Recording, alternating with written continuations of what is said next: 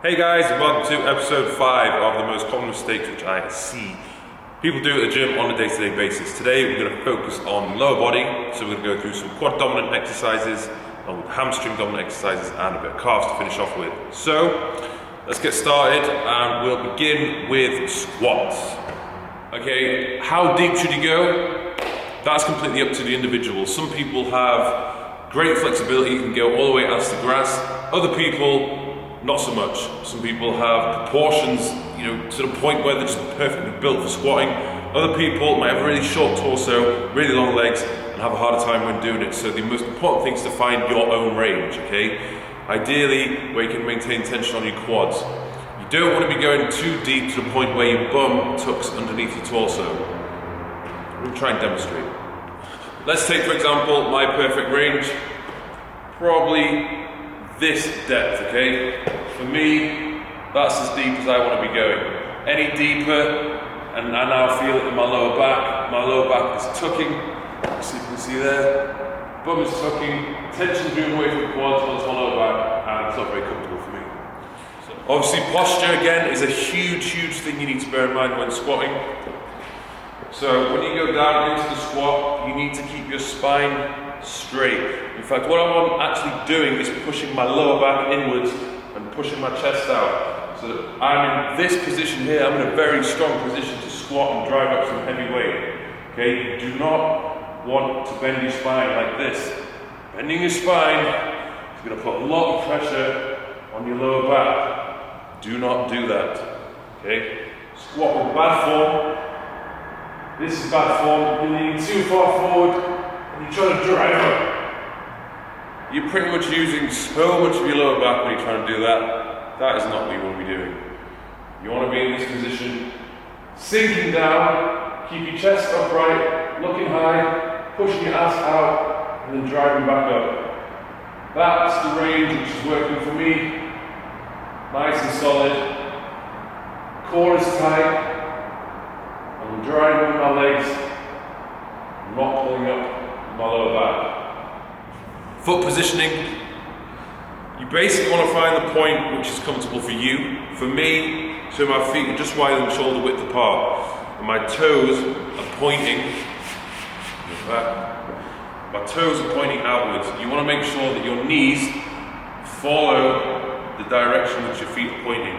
So this is not what you want to do. You don't want your knees to go in when you squat down, and you don't want your knees to go out like that when you squat down.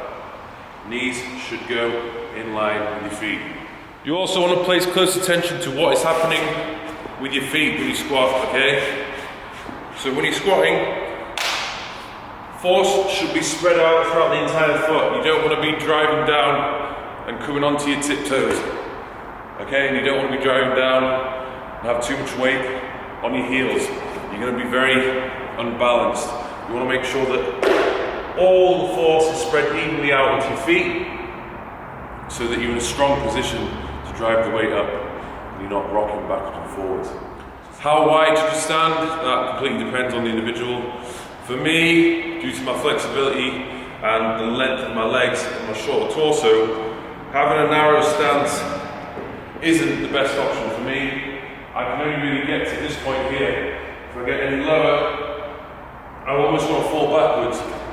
So what I do is I take a little bit of a wider stance to allow me to get deeper. With a wider stance, I can get much deeper and I'm in a much stronger position. I'm not going to rock backwards or forwards.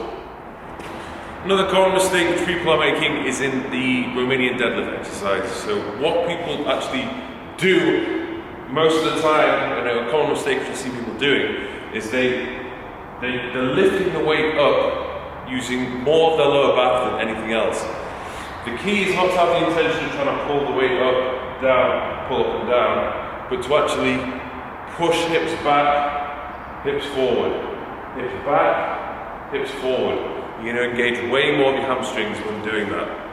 So let me show you an example.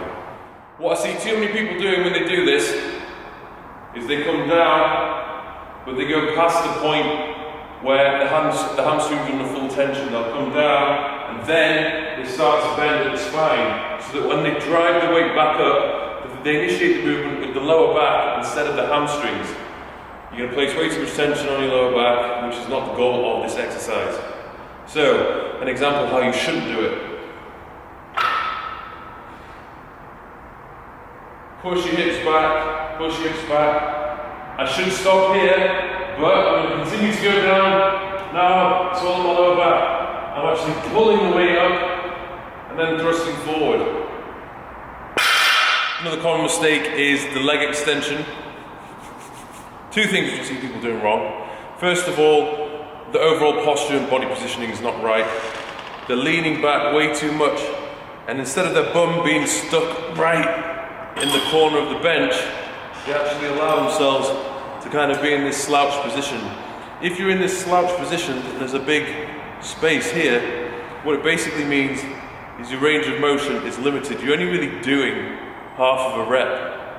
Now, if you were to stick your ass right into that groove, push your chest out, don't lean back, but actually lean forward slightly, pull down on the handle so you're really pulling yourself into that seat, then pull the weight up, you'll notice that you're going through greater range of motion. It's much more difficult to perform. Okay? Another mistake people are making is they're just swinging the weight up and they're not really squeezing the contraction. So they're kind of just doing this, swinging it up. You know, that's not going to be doing anything for you. What you want to do is, it depends upon the tempo at which you're performing this exercise, but you should always be under control, never be out of control. Drive the weight up and squeeze the contraction as hard as you can at the top. Control the movement on the way back down. Drive up, control, squeeze, back down, yeah? Another mistake, another exercise which people are often messing up from time to time is the lying leg curl. Now, I don't have the lying leg curl machine here to demonstrate, but I'll do it with a lying dumbbell curl to pretty much go through the same things which people will be getting wrong from time to time. So, the first thing which people are getting wrong is that they bring their hips up off the bench as they try and bring the weight up. Most of the time they're just not concentrating, or the weight is just way too heavy for them. So they end up actually trying to pull the weight up by lifting the bum off the seat, and almost engaging the lower back a little bit, which is not what you want to be doing. Always push your hips down as you pull the weight up. So let's see, for example, you're lying down straight, you know, regardless of whether you're doing it with a dumbbell in between your feet or you're doing it on the machine. When you pull the weight up, you don't want to be lifting your ass off the seat like this. I'm really over-exaggerating this, but don't lift your ass off. I actually can't, when you're in this position, you can't squeeze your hamstrings. I can't do it, okay? You cannot squeeze your hamstrings. Whereas, if you push your hips down, pull the weight up, I can really squeeze my hamstrings there, yeah? Almost as if I'm doing, you know, imagine you're doing a bicep curl, you squeeze your bicep. As you pull the weight up, you should be squeezing your hamstrings like you would do on a bicep curl. Which brings me to my next point, which is people just aren't simply squeezing hard enough at the top of each rep. You know, a lot of people, they just swing the weight up, swing the weight up, swing the weight up. They spend no time at all in the contracted position. When you're doing this exercise on a machine, so lying leg curl machine, it's relatively easier to squeeze the contraction at the top of the movement because resistance is the same throughout the movement. If you're doing it with a dumbbell, it's a little bit different. The bottom part of the movement is harder. At the top of the movement, it's very hard to squeeze contraction because gravity just comes straight down your leg. So let me just show you.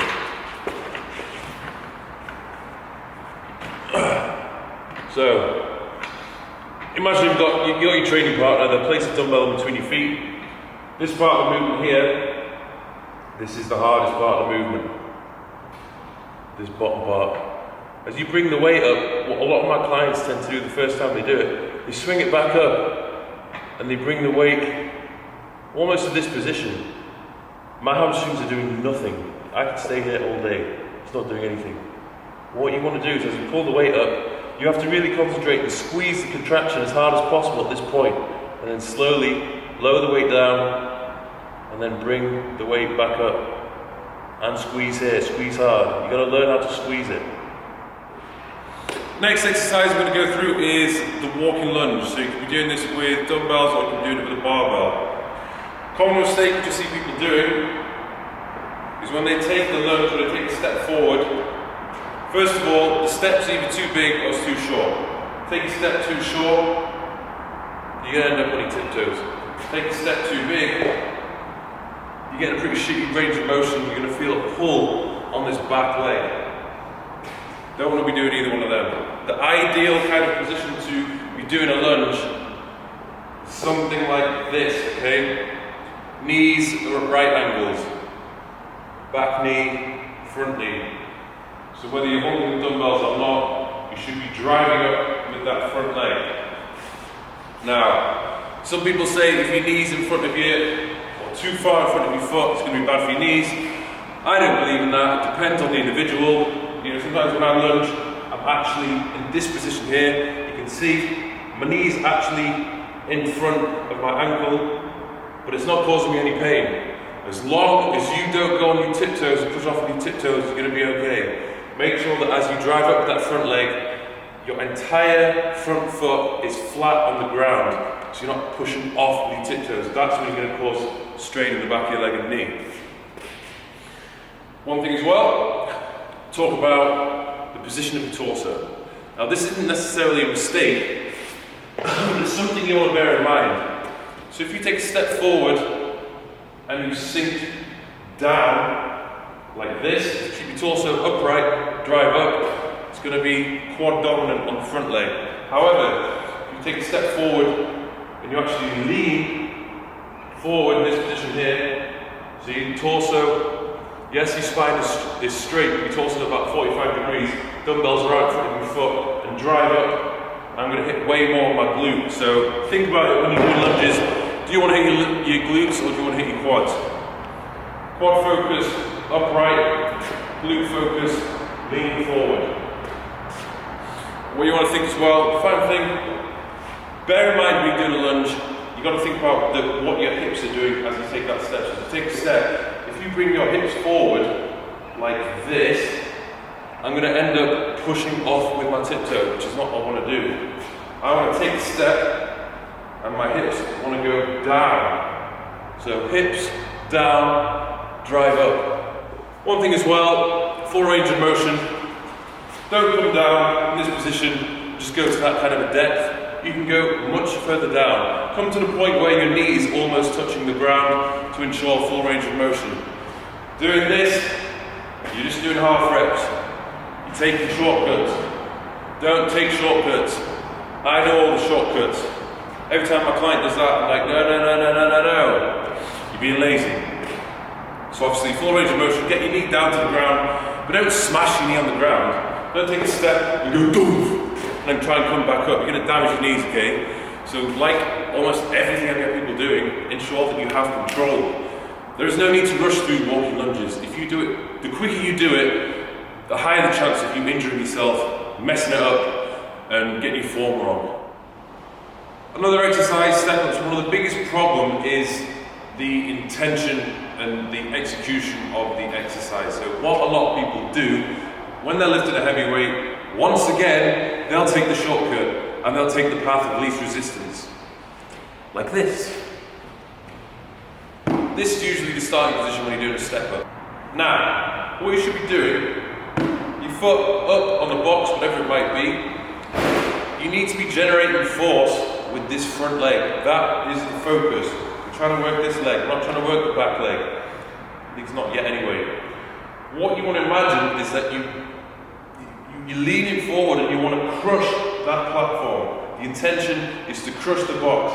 If you just do that, take all the weight off the back leg and crush, you're going to feel a hell of a lot of tension in this front leg, and that is the goal, okay? What everyone does, and I mean everyone I train, before I correct them of course, is they push off with their back leg, okay? They create a little bit of momentum with the back leg to make it easier for the front leg, like this. Push off with the back leg, okay? Push off with the back leg. This is making this exercise very easy for myself. Okay, so what you want to do, almost imagine you cannot put any weight on that back leg. All the force is on this front leg. Lean forward ever so slightly. So if you're holding dumbbells, you're in this position and you crush that box with your front leg. Okay, down gently, crush the box with that front leg. And if you're doing it properly, you're gonna feel it's a hell of a lot harder. So be smart and just be very self-aware. If you think, that's a bit easy, don't carry on doing it, it's pointless, okay? You wanna make a lot of exercises as hard as possible for yourself. Don't take the easy route. Make it hard for yourself, make it work. We're going to finish off with calves. Now, surprisingly, people still manage to get this wrong. What I see a lot of people doing is rushing through the reps, bouncing up and down, and not squeezing the contraction. Okay?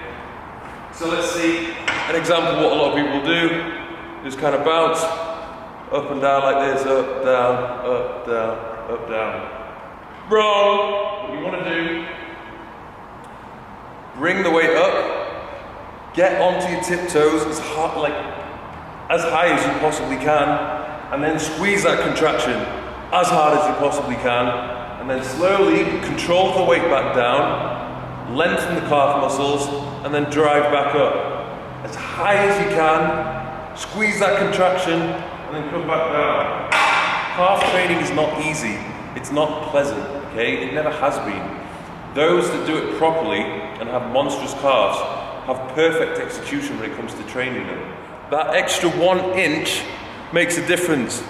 Let's see, for example, someone might go up to this point and they think that's as high as they can go. Wrong. There's an extra inch which you can go to, really squeeze that contraction, and then slowly come down, stretch, up that extra inch, squeeze it hard, and then come back down.